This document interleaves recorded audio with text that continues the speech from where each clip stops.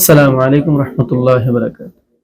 نحمده ونصلي على رسوله الكريم أما بعد فأعوذ بالله من الشيطان الرجيم بسم الله الرحمن الرحيم الذين ينفقون أموالهم بالليل والنهار سرا وعلانية فلهم أجرهم عند ربهم ولا خوف عليهم ولا هم يحزنون صدق الله العظيم. দৈনিক সবুজ বাংলার ইসলাম ধর্ম বিষয়ক নিয়মিত আয়োজন দ্বীনের দাওয়াতে আপনাদের সাথে আছি আমি মোহাম্মদ নিয়ামতুল্লাহ। আজকে কথা বলবো সাদাকা সম্পর্কে।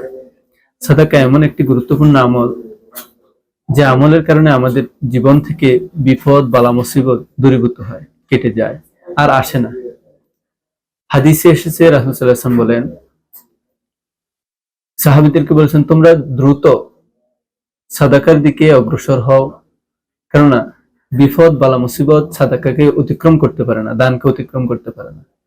দান বিপদ এবং বালা মুসিবতের সামনে ঢাল স্বরূপ দাঁড়িয়ে যায় এবং এই কারণে বালা মুসিবত আর সামনে আসতে পারে না বা আমাদের জীবনে আসতে পারে না। আমরা প্রতিনিয়তই চেষ্টা করি বা আল্লাহর কাছে ফরিয়াদ করি যেন আমরা বিপদ আপদ থেকে বাঁচতে পারি, চেষ্টায় থাকি যেন কোনোভাবে বিপদ আপদে না পড়ি। তারপরও বিভিন্ন ভাবে আমাদের নিজস্ব কাজকর্মের কারণে, আমাদের আমলের কারণেই আমরা বিভিন্ন বিপদে পড়ে যাই। আল্লাহ রাব্বুল আলামিন আমাদেরকে বিপদ থেকে হেফাজত করুক, আমরা সেটাই কামনা করি। আর এর জন্য গুরুত্বপূর্ণ যে আমলটা সেটা হলো সাদাকা। সাদাকার মাধ্যমে বিপদ কেটে যায়। আর হাদিসে এসেছে রাসূল সাল্লাল্লাহু আলাইহি ওয়াসাল্লাম বলেছেন যে সাদাকার মাধ্যমে অপমৃত্যু রোধ হয়। কোন ব্যক্তি যখন অপমৃত্যু বলতে কোন ব্যক্তির এমন মৃত্যু যে পানিতে পড়ে মারা গেল বা অ্যাক্সিডেন্টের কারণে মারা গেল, এমন মৃত্যু থেকে সাদাকার কারণে সে বেঁচে যায়, রক্ষা পায়। আল্লাহ রাব্বুল আলামিন এই সাদাকার পুরস্কার হিসেবে বলেছেন যে আল্লাযীনা ইউনফিকুনা আমওয়ালাহুম, যারা তাদের সম্পত্তিকে ব্যয় করে, বিল্লাইলি ওয়ান নাহারি, রাতে এবং দিনে, সিররা ওয়া আলানিয়া, প্রকাশ্যে এবং গোপনে, ফালাহুম আজরুহুম ইনদা রাব্বিহিম, তাদের জন্য তাদের রবের পক্ষ থেকে রয়েছে মহা প্রতিদান। ওয়ালা খাউফুন আলাইহিম ওয়ালা হুম ইয়াহজানুন, তাদের কোনো ভয় নেই, তাদের কোনো চিন্তা নেই। আর অবশ্যই এমন প্রতিদান যখন আমাদের জীবনে হতে হবে, তখন অবশ্যই এই দানটা বা সদকাটা হতে হবে হালাল উপার্জন থেকে।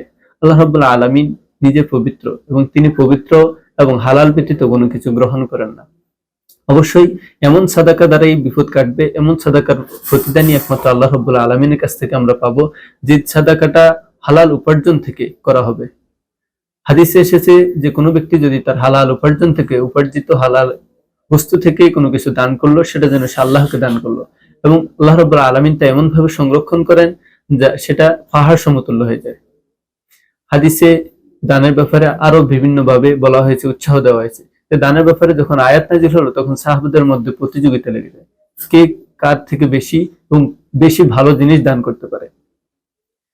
আর এই দানের মাধ্যমে যে বিপদ কেটে যায়, এ ব্যাপারে একটি ঘটনা বলা যায়। এই ঘটনাটা তাসকিরাতুল আম্বিয়ার মধ্যে এসেছে, সুলাইমান আলাইহিস সালামের ঘটনা।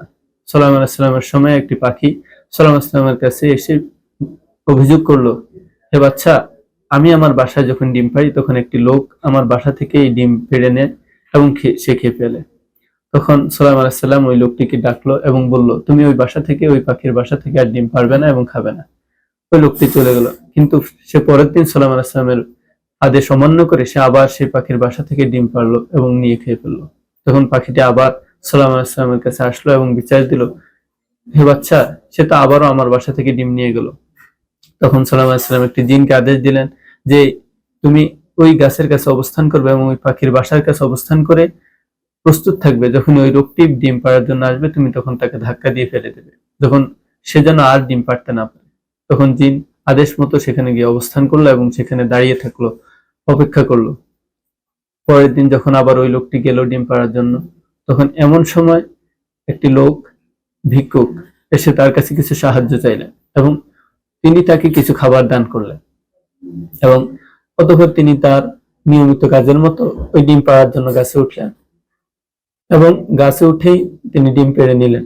কিন্তু ওই জিন তাকে আর ধাক্কা দিয়ে ফেলতে পারলো না, কারণ জিন দেখলো তার দুপাশ থেকে দুজন ফেরেশতা তাকে টেনে ধরে রেখেছে। এ দেখে তো জিন হতভম্ব, অবাক। তখন ওই লোকটি ডিম পেড়ে নিয়ে চলে গেল। পরের দিন আবার পাখি আসলো সুলাইমান আলাইহিস সালামের কাছে, তখন পাখিটি বলল, সে তো আবার আমার বাসা থেকে ডিম নিয়ে গেল। সুলাইমান আলাইহিস সালাম ওই জিনকে ডেকে পাঠালো এবং বলল, কি তোমাকে তো আদেশ দিয়েছিলাম ওই লোকটাকে আটকানোর জন্য। সে বলল, আমি তো গিয়েছিলাম এবং প্রস্তুত ছিলাম, কিন্তু দুজন ফেরেশতা এসে আমাকে টেনে ধরে রেখেছে, যার জন্য আমি তাকে বাধা দিতে পারি। সালাম আসসালাম আশ্চর্য হলেন, আসলে কি ঘটনা বলো তো। তখন ওই লোক জিন বলল যে সে যখন ডিম পাড়তে আসলো তখন তার কাছে একজন ভিক্ষুক আসলো এবং সে তাকে কিছু খাবার দান করলো। অতঃপর সে গাছে উঠলো এবং ডিম পারলো, কিন্তু আমি তাকে বাধা দিতে পারিনি। তখন সাল্লাল্লাহু আলাইহি ওয়াসাল্লাম বললেন, হ্যাঁ সত্য, সাদাকার কারণে বিপদ আপদ থেকে রক্ষা পাওয়া যায়, আর সে যেহেতু দান করেছে এই কারণে সে এই বিপদ থেকে রক্ষা পেয়েছে। এই ঘটনা থেকে আমরা কি বুঝতে পারি, যে একজনের জন্য বিপদটা প্রস্তুত হয়েছিল, বিপদ সম্মুখীন হয়েছিল যে সে বিপদে পড়বে, এমন বিপদ থেকেও সে সাদাকার কারণে, দানের কারণে বেঁচে গেল। এ থেকে বোঝা যায় দান আমাদের জীবন থেকে কিভাবে বিপদটা কেটে নেয় এবং কিভাবে আমাদেরকে বিপদ থেকে হেফাজত করে। আমরা অধিক পরিমাণে দান করার চেষ্টা করবো এবং হালাল উপার্জন থেকে দান করার চেষ্টা করব, কারণ আল্লাহ রাব্বুল আলামিন পবিত্র, তিনি হালাল এবং পবিত্র ছাড়া কোনো কিছু গ্রহণ করেন না। ওয়া মা আলাইনা ইল্লাল বালাগ। আসসালামু আলাইকুম ওয়া রাহমাতুল্লাহি ওয়া বারাকাতুহু।